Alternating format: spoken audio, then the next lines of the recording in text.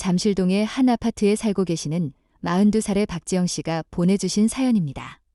지영 씨는 결혼 후 15년 동안 겪었던 시어머니와 남편, 그리고 자신을 둘러싼 복잡한 갈등과 심리적 압박에 대해 아주 솔직하고 담담하게 기록해 주셨습니다. 특히 도시의 고층 아파트라는 물리적 배경 속에서 일어나는 가족 간의 미세한 균열과 감정의 누적을 마치 멈춰선 시간처럼 천천히 되짚어보고 싶다고 하셨습니다. 자, 그럼 지금부터 박지영 씨의 이야기를 처음부터 끝까지 하나의 서사처럼 이어 여러분께 그대로 전해드리겠습니다. 저는 서울 잠실동의 번듯한 재건축 아파트에 살고 있는 42살의 박지영입니다. 남편은 대기업 부장으로 예벌이이지만 안정적인 수입을 가져다주고 저희에게는 중학교 1학년에 다니는 아들 하나가 있습니다. 이 모든 외적인 조건만 본다면 저는 이 복잡한 도시 서울에서 가장 안정적이고 행복한 중산층의 삶을 누리고 있는 것처럼 보일 겁니다. 아침에 일어나 남편의 넥타이를 골라주고 아들의 교복을 챙기며 깔끔하게 정돈된 집안에서 도시의 모범적인 주부 역할을 수행하는 것이 저의 일상입니다. 이 모든 것이 마치 시계처럼 정확하고 어떤 빈틈도 없이 완벽하게 짜여진 것처럼 보일 겁니다. 하지만 이 견고해 보이는 아파트의 현관문을 닫고 들어서는 순간부터 저는 15년째 끝나지 않는 심리적 미로 속에 감옥에 갇혀 있는 듯한 기분을 떨쳐낼 수 없습니다. 이 이야기는 저와 시어머니, 그리고 제 남편인 김도현 씨 사이에서 아주 작은 실금처럼 시작되어 10년 동안 조금씩, 그리고 끈질기게 쌓여왔던 보이지 않는 벽에 대한 길고 긴 회상입니다. 저는 이 모든 것을 아주 느리게 그날의 감정 그대로 되짚어보며 이 고독한 시간을 기록하고 싶습니다. 저희는 결혼 후 처음 5년 동안은 시댁과 물리적으로 상당히 멀리 떨어진 지방에서 살았습니다. 그때의 결혼 생활은 정말이지 평화롭고 행복했습니다. 명절이나 시댁에 특별한 일이 있을 때만 KTX를 타고 찾아뵙는 며느리였기에 시어머니는 늘 저에게 우리 지영이 멀리서 오느라 얼마나 고생이 많니? 시어머니가 미안하다 하시며 인자하고 자상하게 대해주셨습니다. 저 역시 그 짧은 만남 동안 최선을 다해 좋은 며느리의 역할을 수행했고 시어머니는 저에게 존경과 애정을 동시에 느끼게 하는 멀리서 바라보는 분이셨습니다.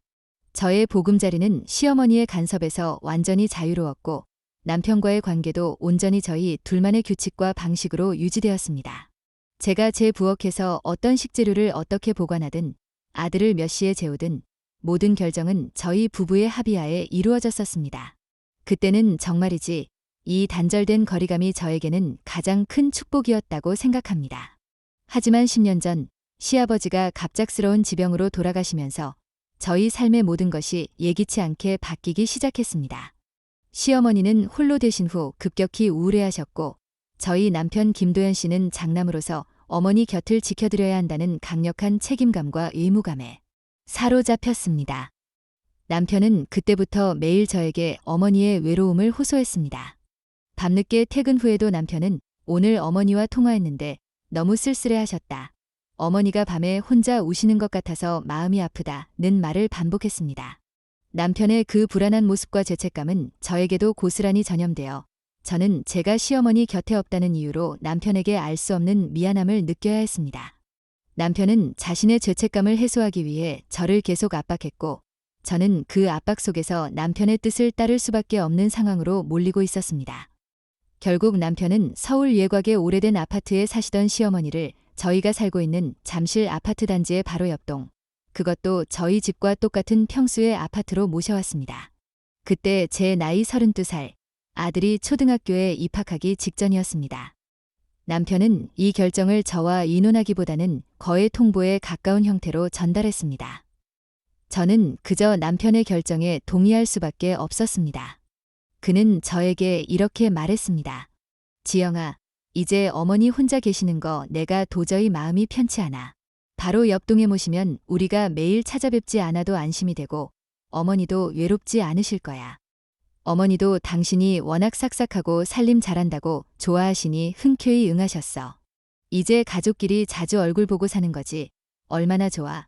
남편의 말은 너무나 논리적이고 따뜻하게 들렸습니다. 그는 자신의 결정에 대한 어떤 반론도 허용하지 않는 효심이라는 견고한 방패를 들고 있었습니다. 제가 반대하는 순간 저는 즉시 이기적이고 인정머리 없는 며느리가 될 것이 뻔했기에 저는 그저 미소 지으며 네, 도현 씨, 어머니 외롭지 않으시도록 제가 잘모실게요라고 대답했습니다. 그렇게 저희는 물리적으로는 불과 100m 떨어진, 하지만 저에게는 숨막히는 심리적 밀착 관계가 되었습니다. 그 이웃사촌 관계는 예상했던 것보다 훨씬 빠르게 제 일상에 소리 없는 침입자로 자리 잡았습니다. 처음에는 일주일에 한 번, 주말에 저녁 식사를 함께하는 것으로 시작되었습니다. 저희 집으로 오시거나 저희가 시어머니 댁으로 가는 식이었죠. 그런데 시어머니가 저희 단지에 이사 오신 지 불과 3달이 지나지 않아 그 빈도는 급격히 늘어났습니다. 시어머니는 낮 동안 혼자 계시는 것에 익숙하지 않으셨고 남편이 퇴근하는 시간이 가까워지면 저희 집으로 오시는 횟수가 잦아졌습니다. 시어머니는 늘 저에게 당신의 방문을 며느리를 돕는 선행으로 포장하셨습니다. 지영아. 내가 도연이 퇴근하기 전에 먼저 가서 밥이나 짓고 있으려고. 너도 직장 다니느라 힘들 텐데 내가 밥 해주는 사람이 되어줄게. 너도 얼마나 편하니? 내가 내 엄마 역할 해주는 거지. 겉으로는 저를 배려하는 말씀이었지만 그 말씀 속에는 이 집의 주방은 이제 내가 관리하겠다는 은근한 통제 욕구가 담겨 있었습니다. 그 빈도는 곧 매일 저녁으로 늘어났습니다. 매일 저녁 시어머니가 오시면서 저는 저의 보금자리인 이 아파트에서 점차 주인의 자리를 잃어갔습니다. 시어머니는 절대 아기가 있는 분은 아니셨습니다. 오히려 저를 우리 지영이라 부르시며 아끼는 마음을 끊임없이 표현하셨습니다. 하지만 그 애정 표현 방식이 저의 가장 소중한 사적인 공간인 부엌을 완전히 잠식해 들어왔습니다.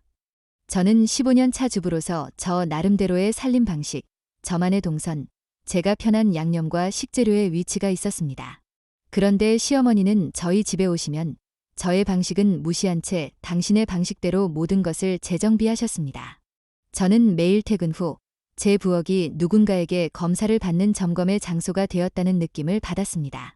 예를 들어 저는 제가 퇴근 후 바로 요리할 수 있도록 미리 씻어둔 채소를 투명 용기에 담아 냉장고의 특정 칸에 보관하는 습관이 있었는데 시어머니는 냉장고를 열어보시고는 곧바로 저를 지적하셨습니다. 그 지적은 저의 습관을 고치라는 명백한 명령이었습니다.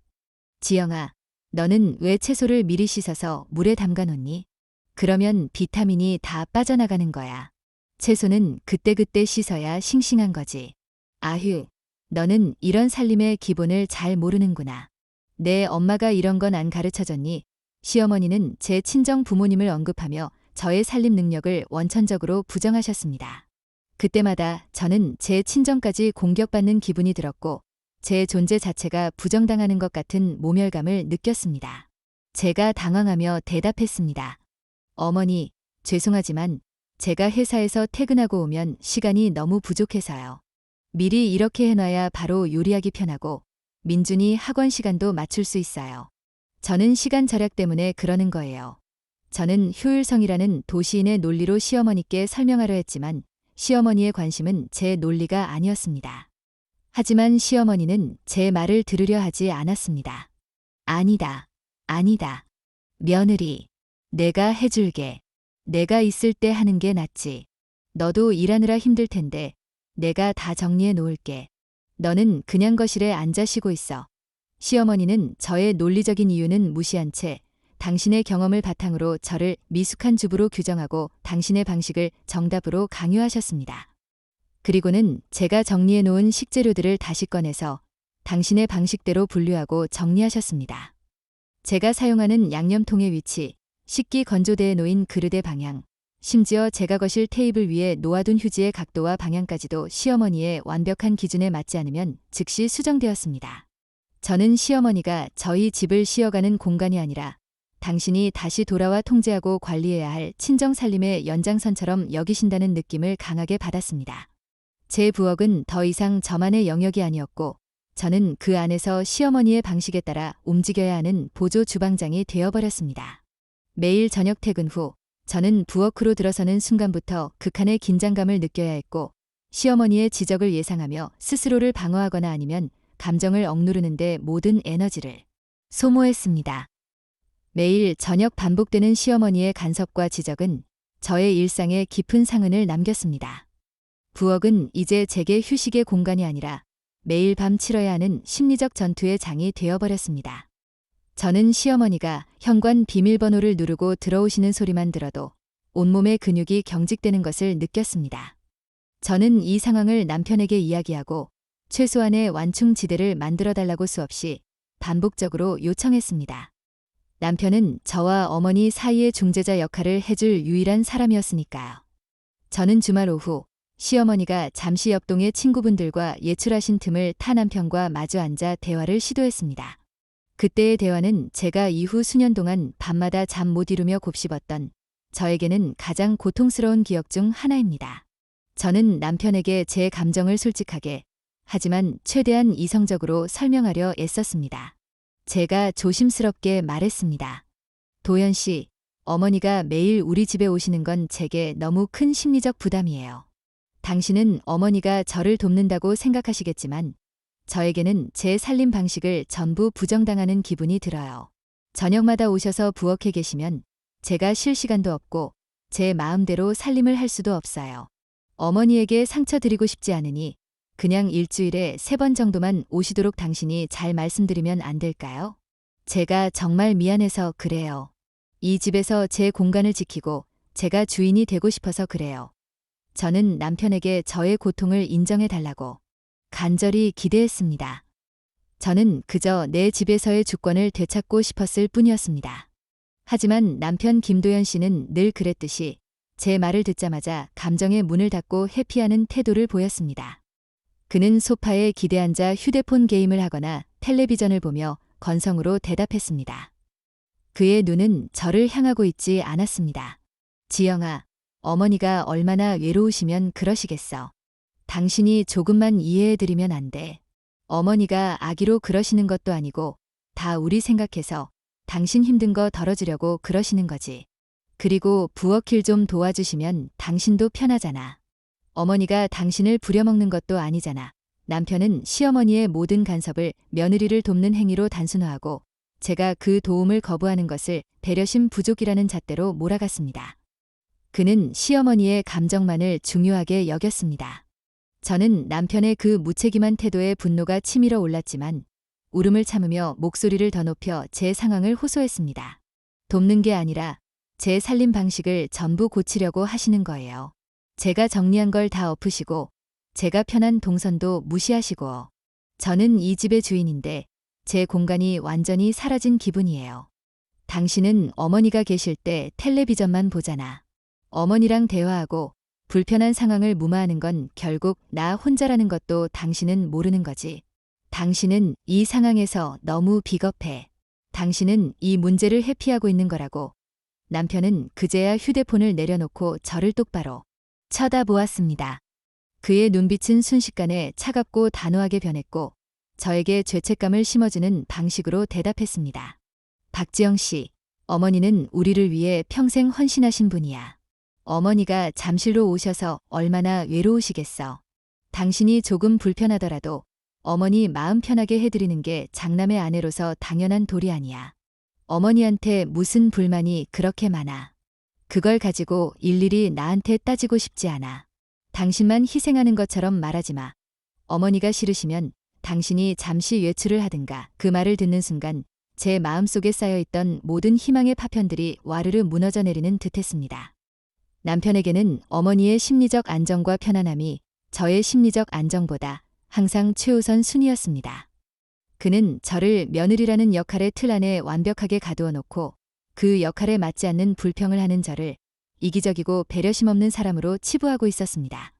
저는 그가 저와 어머니 사이의 갈등 중재자가 아니라 어머니의 완벽한 방패막이일 뿐이라는 잔인한 진실을 받아들일 수밖에 없었습니다. 이 도시의 아파트에서 남편은 저의 가장 가까운 사람이었지만 저에게는 가장 멀고 냉담한 타인이기도 했습니다. 저는 제 고통을 남편에게서 인정받을 수 없다는 절망감에 깊이 빠져들었고 이 고독한 전쟁을 혼자 치러야 한다는 사실을 받아들일 수밖에 없었습니다. 남편은 여기서 멈추지 않았습니다. 그는 결국 가장 치졸하고 비열한 방식으로 저를 굴복시키려 했고 그것은 바로 금전적인 도움을 방패로 사용하는 것이었습니다. 그는 가장 격앙된 순간 저에게 소리쳤습니다. 당신이 문제야. 당신이 어머니를 시어머니로만 생각하니까 그런 거지. 우리 엄마가 얼마나 너를 좋아하는데. 이 아파트도 다 어머니가 우리 결혼할 때 전세금 보태주셔서 산 거잖아. 어머니한테 고마워할 줄 알아야지. 뭘 그렇게 불평이 많아. 당신도 경제적인 거 무시 못하잖아. 그 말을 듣는 순간 제 안의 모든 감정이 얼어붙는 것 같았습니다. 남편은 저와의 관계를 사랑과 존중이 아닌 경제적 채무와 의무의 관계로 규정하고 있었습니다. 남편에게 저는 고마워해야 할 존재, 불편함을 감수해야 할 존재 그 이상도 이하도 아니었습니다. 저는 그 순간 깨달았습니다.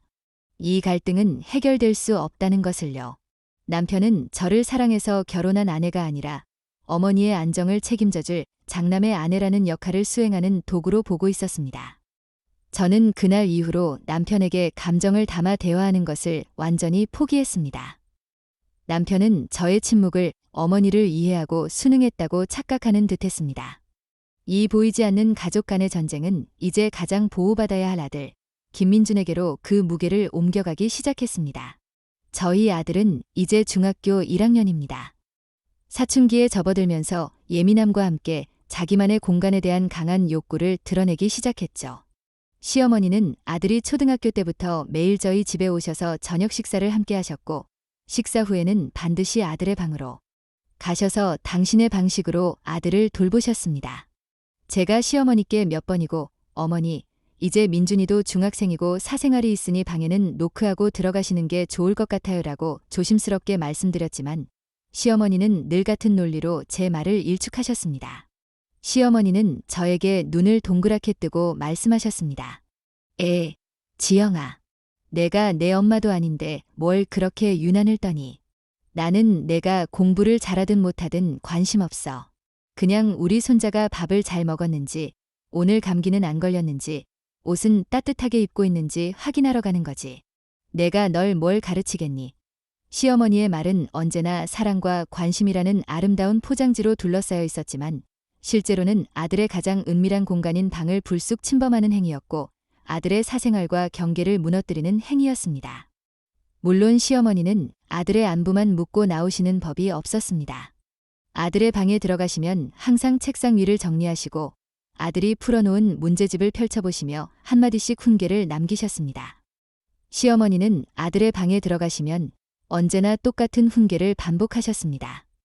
아들이 사춘기에 접어들었음에도 불구하고 시어머니는 그 간섭의 강도를 조금도 늦추지 않으셨습니다. 민준아, 수학 문제집이 왜 이리 깨끗하니? 벌써 이 정도는 다 풀었어야지. 내 아빠는 어릴 때 밤새도록 공부했어. 너도 내 아빠 닮아서 머리는 좋을 텐데 왜 이렇게 노력을 안 하니? 게임은 잠깐만 하고 얼른 문제집 더 풀어야지. 할머니가 보기에는 내가 너무 놀기만 하는 것 같다. 시어머니는 항상 남편의 어린 시절을 아들의 거울처럼 들이밀었고 아들이 남편처럼 되기를 강요하셨습니다. 아들은 처음에는 할머니의 말씀을 억지로 참으려고 노력했지만 중학생이 되면서 자아가 강해지자 시어머니의 매일 같은 간섭에 노골적으로 반항하기 시작했습니다. 그 분노는 저와 남편에게는 표현할 수 없었던 아들만이 지킬 수 있는 마지막 경계를 지키려는 처절한 몸부림이었습니다. 그리고 어느 날 저녁, 결국 사단이 터지고 말았습니다. 시어머니가 평소처럼 저녁 식사 후 아들의 방에 들어가셨는데 약 5분 후 시어머니의 다급하고 격양된 목소리가 터져 나왔습니다. 그리고 곧이어 아들의 날카롭고 절규에 가까운 예침이 터져 나왔습니다. 저는 부엌에서 설거지를 하다가 손에 들고 있던 접시를 떨어뜨릴 뻔했습니다.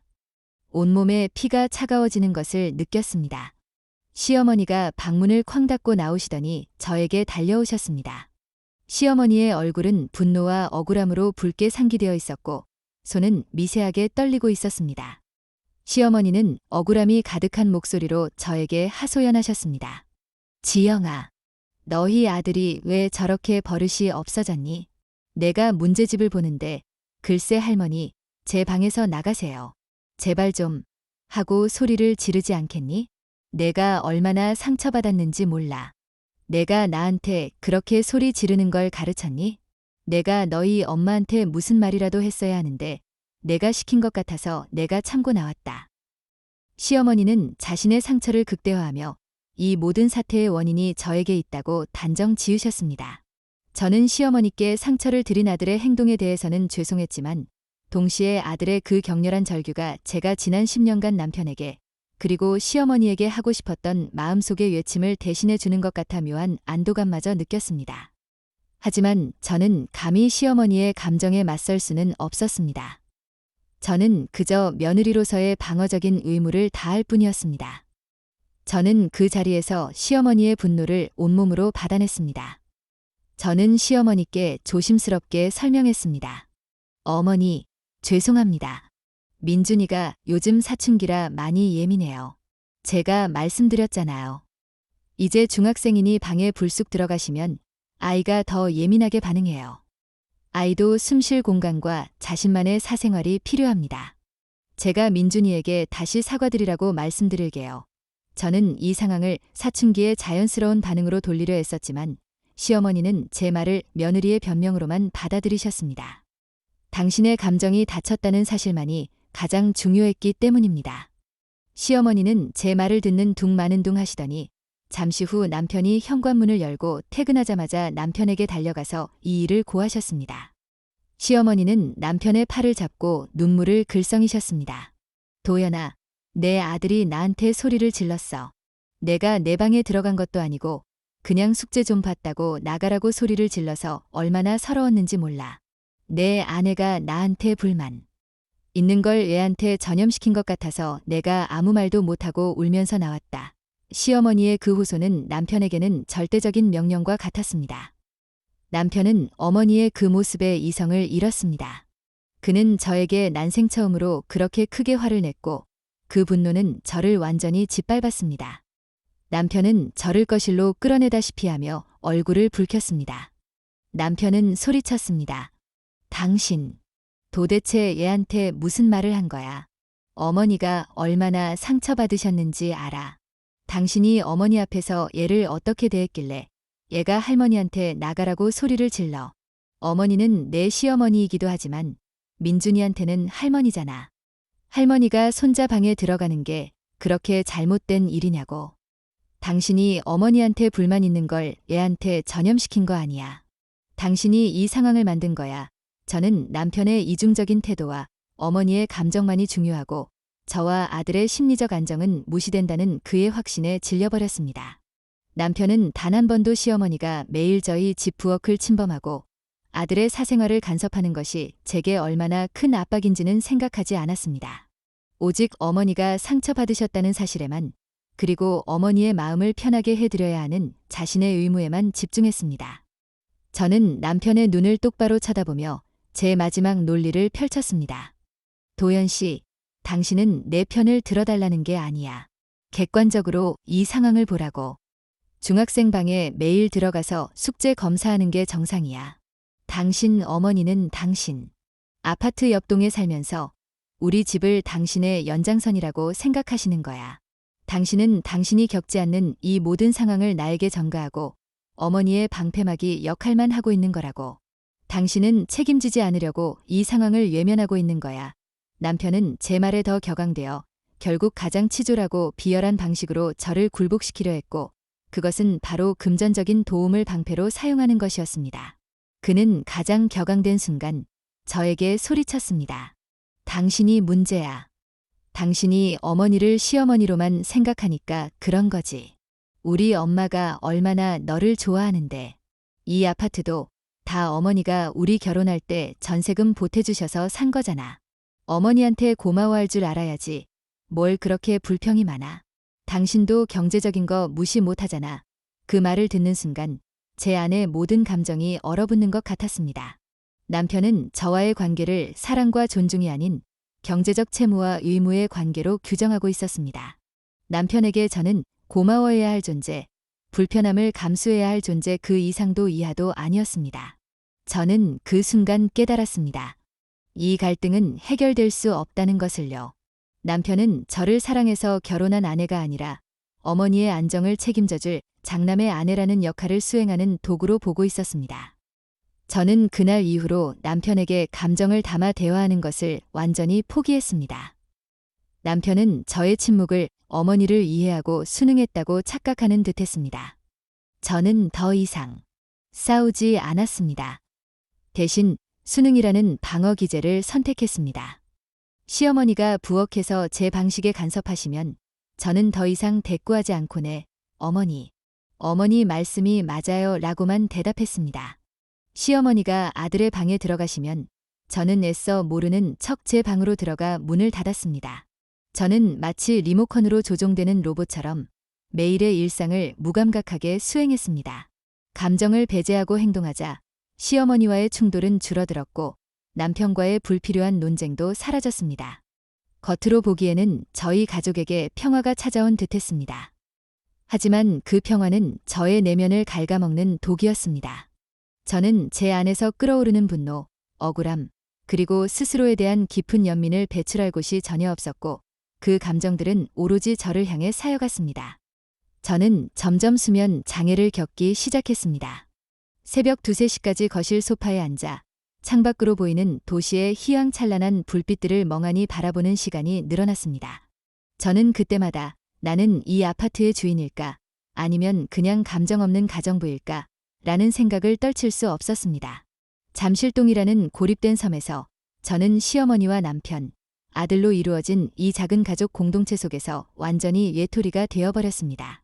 제가 숨 쉴 수 있는 공간은 오직 시어머니가 잠시 자리를 비우신 틈을 탄 아들의 방이나 문을 굳게 닫은 화장실뿐이었습니다. 저는 남편의 냉대와 시어머니의 끊임없는 간섭 속에서 순응이라는 방식을 택했고 겉으로는 평화로운 가정을 유지하는 것처럼 보였습니다.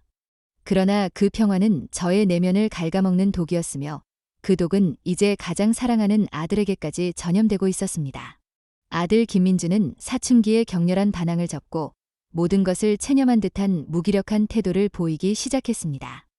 시어머니가 방에 들어와서 간섭을 하셔도 더 이상 소리를 지르지 않았습니다. 시어머니가 민준아, 너는 왜 엄마처럼 이렇게 정리를 못하니? 할머니처럼 깔끔하게 해야지라고 말씀하셔도 아들은 그저 고개를 푹 숙인 채 아무 대답도 아무 반응도 하지 않았습니다. 저는 아들의 그 침묵을 보면서 아들이 저처럼 갈등을 피하기 위한 순응이라는 가장 고독한 생존 방식을 배우고 있다는 사실에 엄청난 죄책감을 느꼈습니다. 저는 아들이 건강하게 분노하고 자신의 경계를 지키는 법을 배우기를 바랐는데 제가 보여준 것은 오직 굴복과 침묵뿐이었습니다. 아들의 그 무기력한 눈빛은 마치 10년 전 남편 앞에서 제 뜻을 굽힐 수밖에 없었던 저의 눈빛과 똑같았습니다. 어느 날 밤 아들이 잠들기 전에 저를 불렀습니다.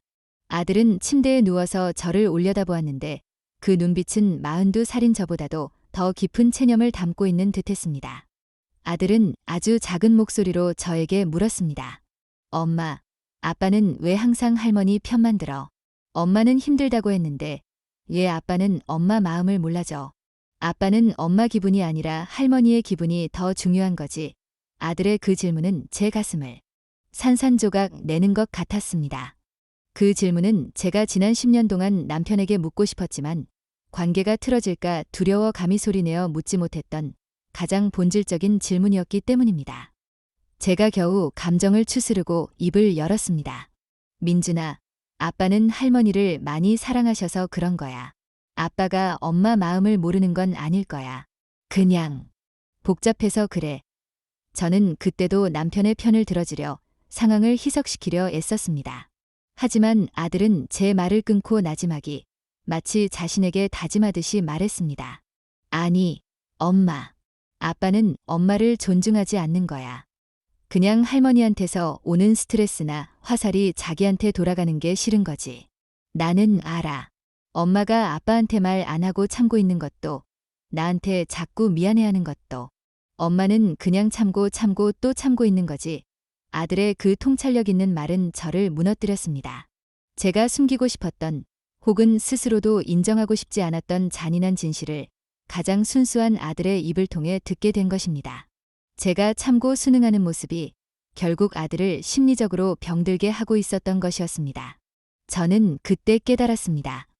제가 이 도시의 번듯한 아파트 안에서 얻은 안정적이고 완벽한 중산층의 삶이라는 평화는 위장된 감옥이었으며 이대로는 저뿐만 아니라 아들의 영혼까지 병들게 할 것이라는 것을요.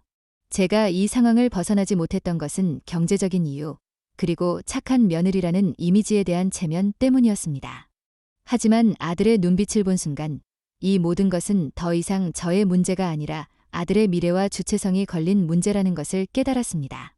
저는 아들에게 내 삶의 주인은 너 자신이다라는 것을 가르쳐주기 위해서라도 먼저 제가 제 삶의 주권을 되찾아야만 했습니다. 저는 그날 이후 제 삶의 주권을 되찾기 위한 첫걸음을 내딛기로 결심했습니다. 그 첫걸음은 남편이나 시어머니와의 격렬한 싸움이 아니었습니다.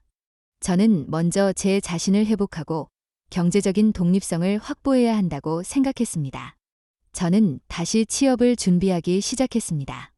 10년 동안 경력이 단절되었지만 서울이라는 도시에는 저 같은 경단녀들에게 재취업의 기회를 제공하는 프로그램이 많았습니다. 저는 아들이 학교에 간 시간에 집 근처 도서관에 틀어박혀 공부를 시작했습니다. 남편에게는 요즘 너무 심심해서 자격증 공부나 좀 하려고 한다고 말했고, 남편은 심심하면 운동이나 하지 뭘 힘들게 공부를 해라고 무심하게 대답할 뿐 제 변화에 대해 깊이 관심을 두지 않았습니다. 시어머니는 여전히 매일 저녁 저희 집을 방문하셨지만 저는 부엌에서 시어머니의 간섭을 받으면서도 머릿속으로는 내가 경제적으로 자립하는 그 순간 이 아파트를 벗어날 수 있다는 계획만을 되뇌었습니다.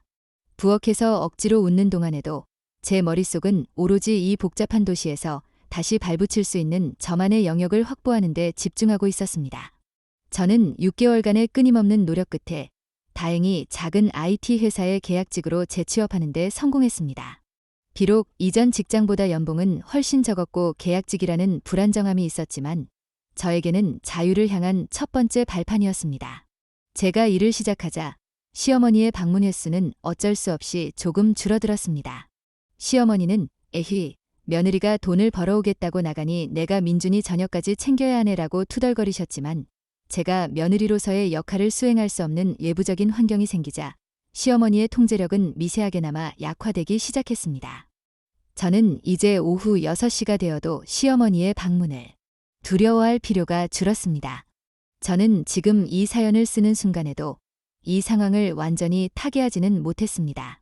시어머니는 여전히 옆동에 계시고 남편은 여전히 저를 존중하는 법을 배우지 못했습니다. 하지만 저는 이제 다릅니다. 저는 더 이상 고립된 섬의 주인이 아닙니다. 저는 스스로의 힘으로 번 돈을 모으기 시작했고 아들과 함께 밤늦게까지 이야기를 나누며 아들의 마음을 보듬어주고 있습니다. 아들에게 엄마는 이제 엄마의 일을 하고 있어. 너도 너의 삶을 스스로 결정할 수 있어. 라고 말해줄 수 있는 자신감이 생겼습니다. 저는 아직 남편에게 이혼하자고 말할 용기는 없습니다. 하지만 제가 언제든 이 아파트를 떠나 아들과 새로운 삶을 시작할 수 있는 선택권을 가졌다는 사실 하나만으로도 저의 내면은 이전과는 비교할 수 없을 만큼 단단해졌습니다. 저는 이 긴 이야기를 여러분께 들려드리는 이유가 제가 겪은 이 모든 고통과 침묵이 이 도시의 수많은 아파트 속에서 겉으로는 완벽하지만 속으로는 골마 터지고 있는 수많은 며느리들의 이야기와 다르지 않을 것이라고 믿기 때문입니다. 저의 고백이 스스로의 감정을 무시하고 억지로 순응하며 살고 있는 누군가에게 당신이 잘못된 것이 아니다라는 작은 위로가 되기를 바랍니다. 저는 이제 이 침묵을 깨고 제 삶의 공간과 제 감정의 주권을 되찾기 위한 여정의 중간에 서 있습니다. 제가 진정한 행복을 찾을 수 있을지는 모르겠지만 적어도 더 이상 남편과 시어머니의 시선 속에 갇혀 살지는 않을 것입니다. 저의 다음 목표는 아들과 함께 이 아파트가 아닌 저만의 이름으로 된 작은 공간을 찾는 것입니다.